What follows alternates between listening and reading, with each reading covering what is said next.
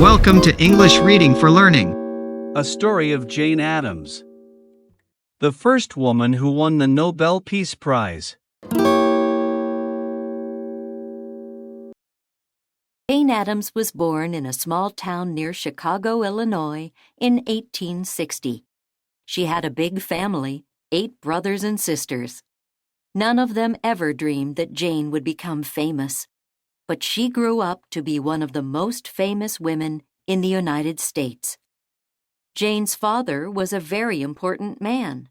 He ran a business and was a U.S. Senator. Jane was very close to her father. She barely knew her mother, who died when Jane was just 2 years old. Jane's father was a caring man who believed that people should help one another. He taught Jane to be kind to all people. Jane often saw her father give money to the people in need. Jane's father also taught Jane that it was important to work hard. He wanted her to do well in school. She studied hard and finished at the top of her class.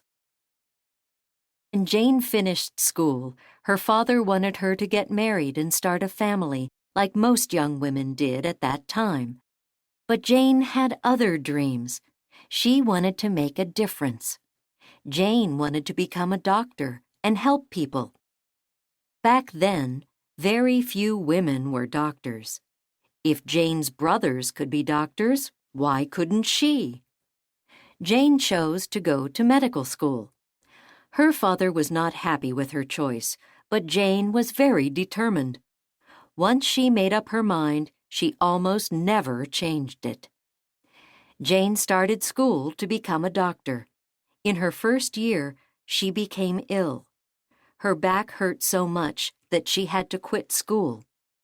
Doctors operated on Jane. She had to stay in bed for 6 months after that. After a long time, Jane recovered. Then she had to decide what to do with her life. She couldn't be a doctor anymore, but she didn't want to get married either. Jane decided to take a trip to Europe with her friend Ellen Starr. Jane and Ellen visited London, England. There, Jane found a large house in a poor neighborhood called Toynbee Hall. It was a place where people could go for help. Such a place is called a settlement house. At Toynbee Hall, people learned skills so they could get jobs. They also took part in many classes, such as singing and painting. When Jane saw Toynbee Hall, she saw people making a difference. Now she knew just what to do with her life. She wanted to open a settlement house in Chicago. Jane and Ellen decided to open the settlement house together. They found a large, old empty house in a run-down Chicago neighborhood. The house had been owned by a man named Charles Hull. Jane and Ellen worked hard to fix up the house. In 1889, the work was done, and they opened their settlement house, which they called Hull House. Jane's goal when she opened Hull House was to help poor people in Chicago. At the time, there were a lot of poor people in the city. Many of them were immigrants who had moved to the United States to have a better life. Many of them found work in factories, but their jobs paid very little money.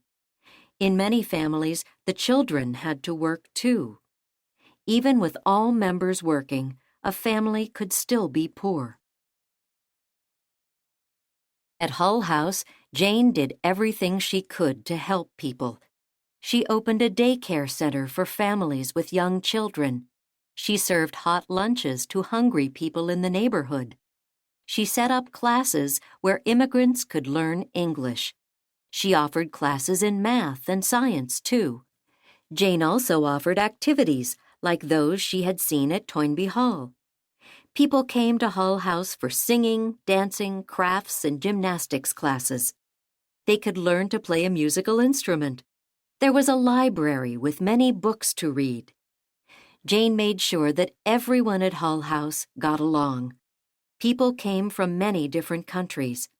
At Hull House, Jane wanted them all to feel like one big, happy American family. Over the years, More and more people came to Hull House. By 1893, about 2,000 people were coming there each week. Jane listened to them talk about their lives and learned about the problems they faced. The more she learned, the more she wanted to help. Jane was angry about the way poor people had to live. She felt their bosses did not treat them fairly. She felt the workers needed to be paid much more. Jane spoke with lawmakers and asked for new laws to help both adults and children. Thanks to Jane, workers received more money and the factories were made safer. Children got to go to school instead of work. Whenever Jane saw a problem in her neighborhood, she worked to end it. The city had few playgrounds and parks. The streets were dirty and garbage lined the sidewalks. Jane fought for changes, and Chicago became a better place. More parks and playgrounds were built, streets were fixed, and garbage was collected. Jane was even made a garbage inspector for her neighborhood. Other problems existed across the whole country. Women in most states were not allowed to vote. Jane felt that wasn't fair. She joined with other leaders and spoke with lawmakers. It took many years to get a new law passed, but finally, in 1920, women in the United States had the right to vote. During all this time, Jane also stayed busy at Hull House. She wrote a book called 20 Years at Hull House about her work there. The book inspired people to open more settlement houses in the United States. Jane spent her whole life getting important things done. She worked hard as her father had taught her. She helped people in Chicago and across the country. In 1931, she became the first woman ever to win the Nobel Peace Prize. Jane's dreams had come true. She had made a difference. Thanks for watching and listening. Please click like and subscribe for new and latest uploads.